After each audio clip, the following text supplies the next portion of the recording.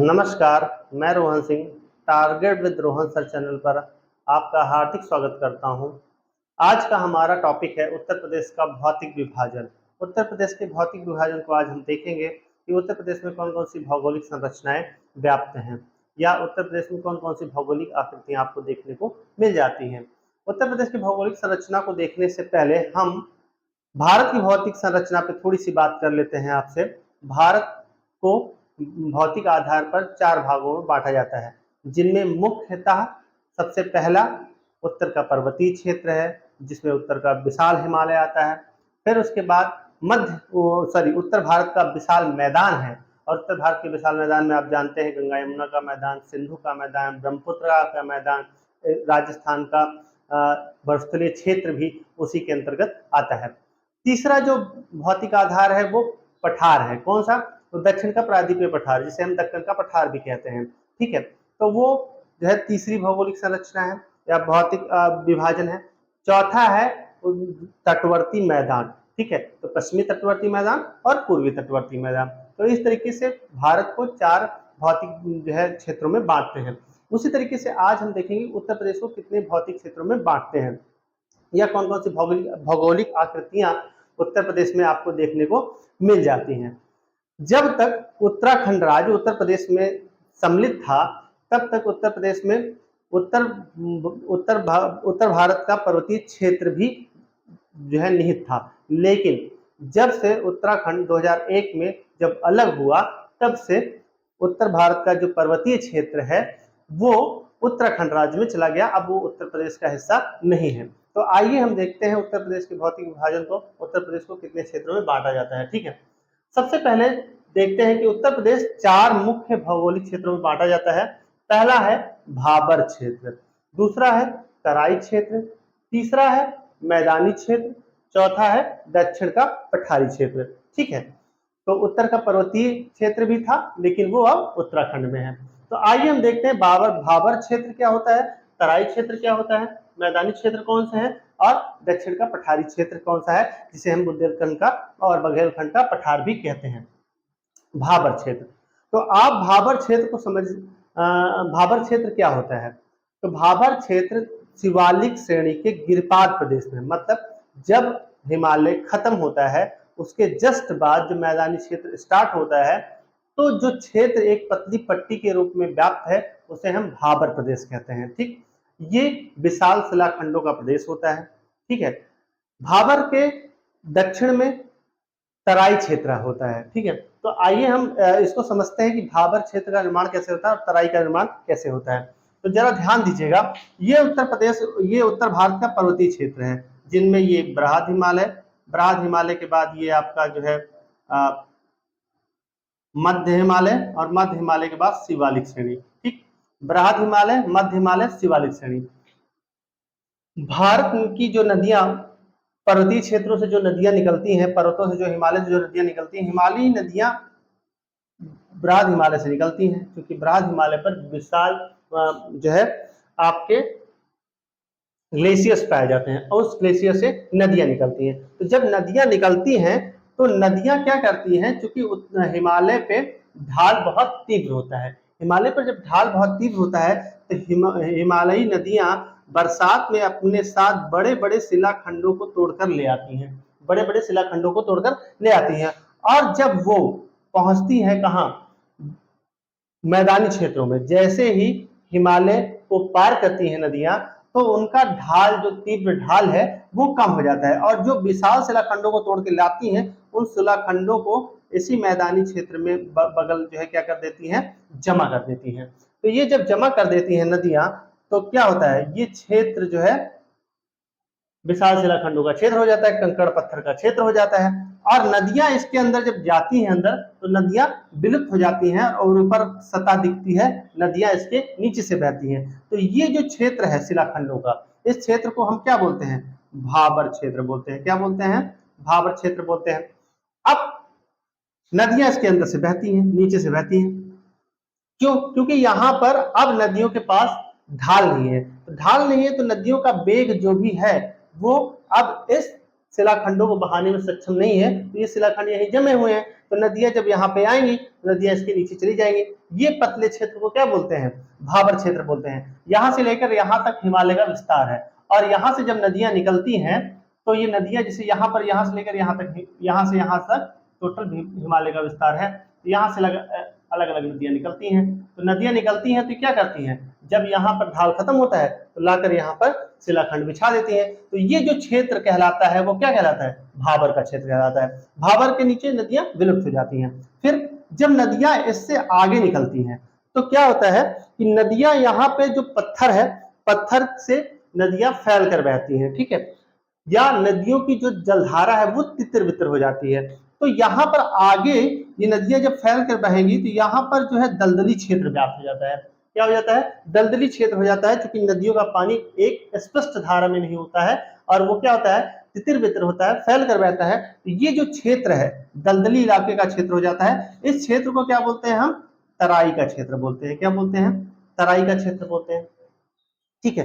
तराई का जो क्षेत्र है, ये जो भाबर का क्षेत्र है कंकड़ पत्थर का क्षेत्र है, पथरीला क्षेत्र है, तो यहाँ पर कृषि नहीं हो पाती है, ठीक है। लेकिन जो तराई का क्षेत्र है, तो नदियां वहां पर जब फैल कर बह रही हैं तो वहां पर दलदली मिट्टी पाई जाती है, तो वहां पर धान की खेती बहुत अच्छी होती है, गन्ने की भी खेती होती है। लेकिन तराई क्षेत्र रहने के दृष्टिकोण से बहुत ही जो है लाभदायक नहीं है। क्यों, क्योंकि यहाँ पर रेंगने वाले जीव, कीड़े मकोड़े और बहुत ढेर सारे मच्छर पाए जाते हैं, जिससे व्यक्ति स्वस्थ नहीं रह सकता, ठीक है। तो ये रहा तराई का क्षेत्र। तराई के बाद फिर जब नदियां आगे बढ़ती हैं, तो नदियां आगे बढ़ती हैं तो इनकी एक स्पष्ट धारा होती है, एक स्पष्ट धारा होती है। तो इस स्पष्ट धारा में नदियां बहने लगती हैं, और जब नदियां बहने लगती हैं तो क्या होता है, ये क्षेत्र क्या कहलाता है, मैदानी क्षेत्र कहलाता है। मैदानी क्षेत्र में भी जब नदियों में बाढ़ का पानी आता है, जब नदियां बरसात में बाढ़ देती हैं, तो ये क्या करती हैं, अपनी इनकी धारा है, इनका जो जलमार्ग है, उस जलमार्ग को छोड़कर ये बाहर निकल जाती हैं, और ये क्षेत्र क्या कहलाता है, ये बाढ़ का क्षेत्र हो जाता है। और यहाँ पर नदियां क्या कहती हैं, हर साल नई मिट्टी बिछाती हैं, हर साल नई कॉप मिट्टी बिछाती हैं। तो ये मिट्टी हमेशा क्या हो जाती है, नवीन मिट्टी हो जाती है। तो नवीन मिट्टी होने के कारण इसे क्या कहते हैं, ये जो है नवीन मिट्टी, जिसे हम कॉप बोलते हैं, कॉप मिट्टी बिछाती हैं, और कॉप मिट्टी बिछाने के कारण ये क्षेत्र हमेशा नवीन होता है। इसे नवीन मिट्टी का क्षेत्र कहते हैं, जिसे हम क्या बोलते हैं, खादर बोलते हैं। क्या बोलते हैं, खादर।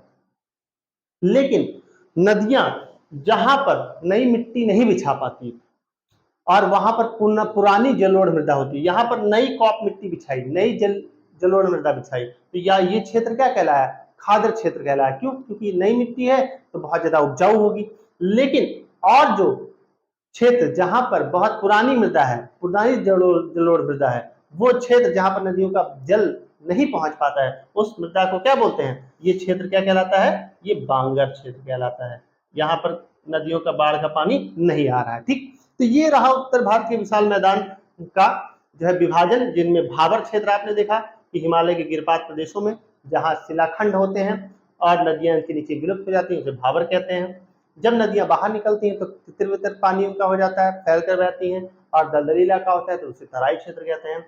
बांगर क्षेत्र, खादर बांगर, जब नदियों की स्पष्ट धारा होती है, स्पष्ट धारा से जब नदियां बाढ़ के समय, बरसात के समय अपने जलमार्ग को छोड़कर बाहर के क्षेत्रों में फैल जाती हैं, जहां तक बाढ़ का पानी जाता है वहां तक नदियां नवीन काप मृदा बिछाती हैं, उस क्षेत्र को खादर क्षेत्र कहते हैं। वो बहुत उपजाऊ होता है। लेकिन ऐसे क्षेत्र जहां पर नदियों के बाढ़ का पानी नहीं पहुंच पाता और पुरानी जलोढ़ मृदा है जो कभी बिछाई गई थी, वो क्षेत्र क्या कहलाता है, बांगर क्षेत्र कहलाता है।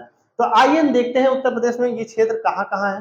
तो सबसे पहले भाबर क्षेत्र में देखते हैं। उत्तर प्रदेश का ये सबसे उत्तरी क्षेत्र है। क्यों, क्योंकि हिमालय का गिरपात प्रदेश, और यहाँ पर नदियां आई और यहाँ पर क्या की, शिलाखंडों को बिछा दी है। तो बिछा के यहाँ से यहाँ तक एक पतली पट्टी के रूप में एक मैदान निर्मित करती है, जिसे हम क्या कहते हैं, वो जो कंकड़ीला पथरीला होता है, इस क्षेत्र को हम भाबर प्रदेश कहते हैं। जिसमें भाबर प्रदेश की जो चौड़ाई है अधिकतर कहाँ है, अधिकतर पश्चिम में है। सहारनपुर जिले में इसकी चौड़ाई लगभग 34 से 35 किलोमीटर के आसपास पाई जाती है। जैसे ही हम पूरब में बढ़ते जाते हैं वैसे ही इसकी चौड़ाई घटती चली जाती है, ठीक है।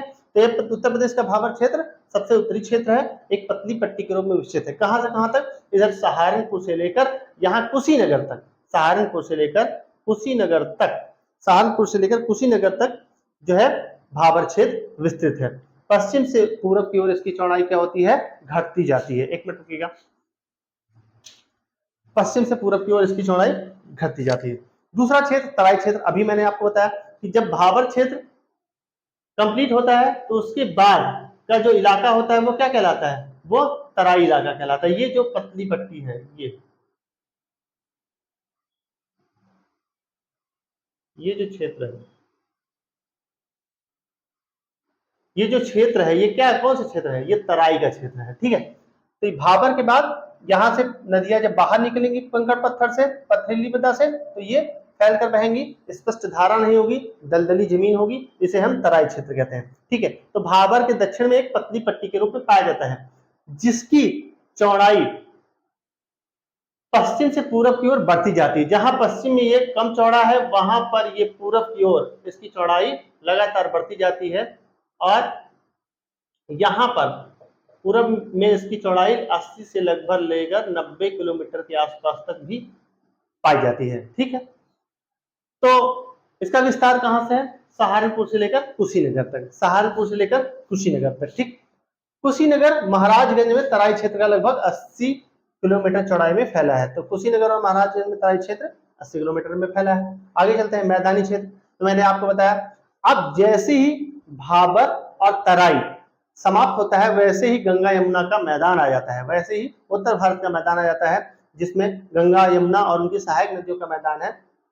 ये क्षेत्र कहाँ है? दक्षिण के पठार एवं उत्तर के तराई के मध्य स्थित है। ये तराई और भाबर का क्षेत्र, ये दक्षिण का पठार, और इसके मध्य जो मैदानी क्षेत्र स्थित है उसे ही उत्तर भारत का मैदान कहते हैं, या उत्तर प्रदेश का मैदान कहते हैं, गंगा यमुना का दोआब कहते हैं, गंगा यमुना की सहायक नदियों का मैदान कहते हैं, कुछ भी कह सकते हैं आप। ठीक है, तो दक्षिण के पठार एवं उत्तर के तराई क्षेत्र के मध्य में स्थित है, गंगा यमुना एवं उनकी सहायक नदियों ने निर्मित किया है। इन मैदानी क्षेत्रों में मैंने आपको बताया, इसको भी दो भागों में बांटते हैं, बांगर और खादर। तो खादर कौन सा है? जहां पर नदी, जहां पर हर साल नदी नई मिट्टी बिछाती है और उससे बाढ़ का पानी चला जाता है, वहां खादर मृदा कहलाती है। ये मृदा क्या होती है? बहुत ही उपजाऊ होती है। और बांगर वह जलोढ़ मृदा जो कभी नदियों द्वारा बिछाई गई हो, लेकिन अब वहां पर बाढ़ का पानी नहीं पहुंच पा रहा है, वहां पर नई मिट्टी नहीं हो रही है, तो उसे हम बांगर कहते हैं। ठीक है, दक्षिण का पठारी क्षेत्र। मैदानी क्षेत्र खत्म होने के बाद उत्तर प्रदेश में दक्षिण का पठारी क्षेत्र स्टार्ट हो जाता है। दक्षिण का पठारी क्षेत्र ये दक्कन पठार का भाग है, या प्रायद्वीपीय पठार का भाग है। पश्चिम में से बुंदेलखंड का पठार कहते हैं, यहां से लेकर यहां तक ये किसका पठार है? बुंदेलखंड का पठार है। ठीक है, पश्चिम में से क्या कहते हैं? बुंदेलखंड का पठार कहते हैं। पश्चिमी सीमा पर यहाँ पर कौन सी नदी प्रवाहित होती है? बेतवा नदी प्रवाहित होती है, और जाके वो यमुना में मिल जाती है। तो पश्चिमी सीमा पर इसकी कौन सी नदी प्रवाहित होती है?